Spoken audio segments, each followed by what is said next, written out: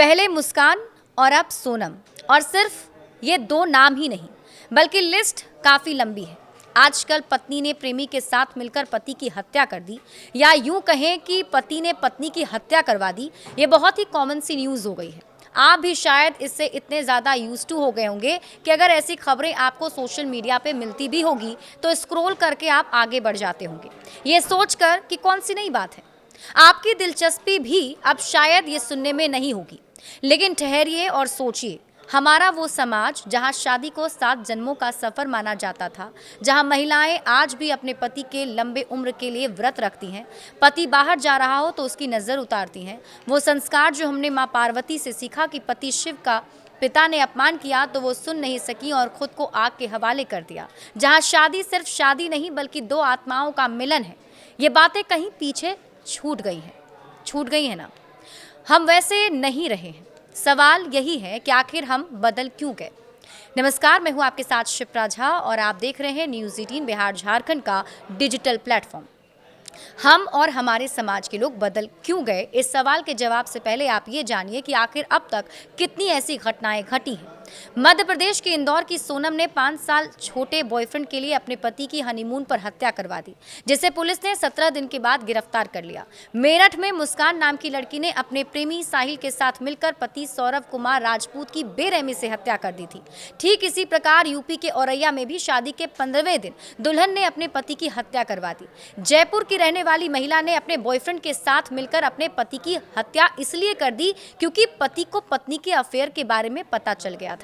शव को बोरे में भरकर आग लगवा दिया गया था।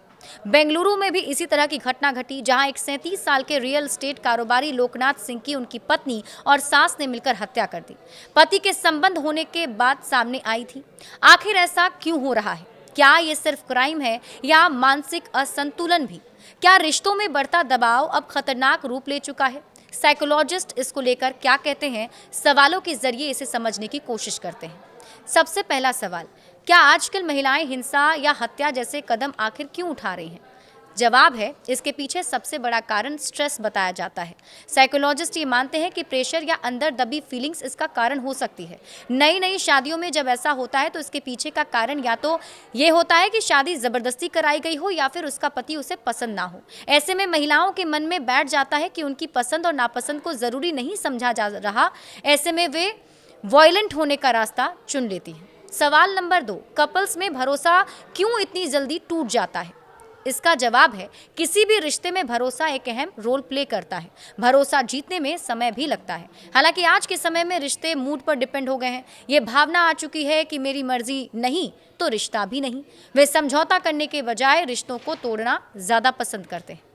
सवाल जब साइकोलॉजिस्ट से ये पूछा गया कि क्या सोशल मीडिया और फिल्में रिश्तों पर नेगेटिव असर डालती हैं, तो इसका जवाब ये दिया गया कि हाँ, बिल्कुल ये सही बात है। आजकल आधे से ज़्यादा लोग इंस्टाग्राम पर रील्स देखकर ही उसे अपनी लाइफ मान लेते हैं। वे अपने रिश्तों की तुलना रील से करने लग जाते हैं। वहीं फिल्मों में दिखाई जाने वाली घटनाएं भी रिश्तों पर बुरा असर डालती हैं। असल रिश्ते की बात करें तो यहाँ आपको जिम्मेदारी निभानी होती है। सवाल ये, क्या एक्स्ट्रा मैरिटल अफेयर्स के पीछे भी मानसिक वजहें होती हैं? तो साइकोलॉजिस्ट का मानना है कि हाँ, कई बार ये अधूरी ज़रूरतों की वजह से होता है। अगर आप किसी भी कीमत पर अपनी बात मनवाने पर अड़े रहते हैं तो ये सामने वाले पर दबाव डाल सकता है। जब किसी को अपने रिश्ते में अपनापन या समझदारी नहीं मिलती तो वो बाहर इसे तलाशना शुरू कर देता है। सवाल ये, क्या ये मर्डर इस बात का संकेत है कि महिलाएं अब दबाव में नहीं रहना चाहती हैं? तो साइकोलॉजिस्ट का ये मानना है कि ये बात बिल्कुल सही है। अब महिलाएं इंडिपेंडेंट हो रही हैं, उनमें जागरूकता और एक्सपोजर बढ़ा है। वे अब चुपचाप सहने वाली नहीं रही। हालांकि किसी की जान लेना एक गलत फैसला है।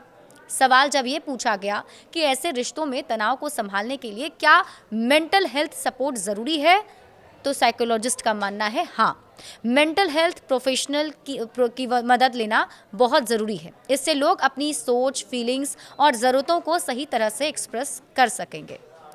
जब उनसे ये पूछा गया कि परिवार और कपल्स के लिए आपकी क्या सलाह है ताकि रिश्तों में हत्याएं ना हो, तो इसको लेकर साइकोलॉजिस्ट या एक्सपर्ट ये बताते हैं कि प्री मैरिटल काउंसलिंग और फैमिली काउंसलिंग को ज़रूरी कर दिया जाना चाहिए। सरकार और मीडिया को भी इसका प्रचार प्रसार करने की ज़रूरत है। हम जैसे फिजिकल हेल्थ को ज़रूरी मानते हैं, उसी तरह मेंटल हेल्थ भी काफ़ी ज़रूरी है। हालांकि इन सब के अलावे हमें एक संवेदनशील और एक अच्छा इंसान बनना होगा, क्योंकि हमारे समाज में प्रेम का बहुत ऊंचा स्थान है और हम सभी प्यार से ही एक दूसरे के साथ रहने वाले लोग हैं। हमें उसे फिर से जागृत करना होगा।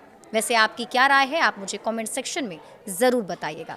और बड़े अपडेट्स के लिए जुड़े रहिए न्यूज़ 18 बिहार झारखंड के साथ।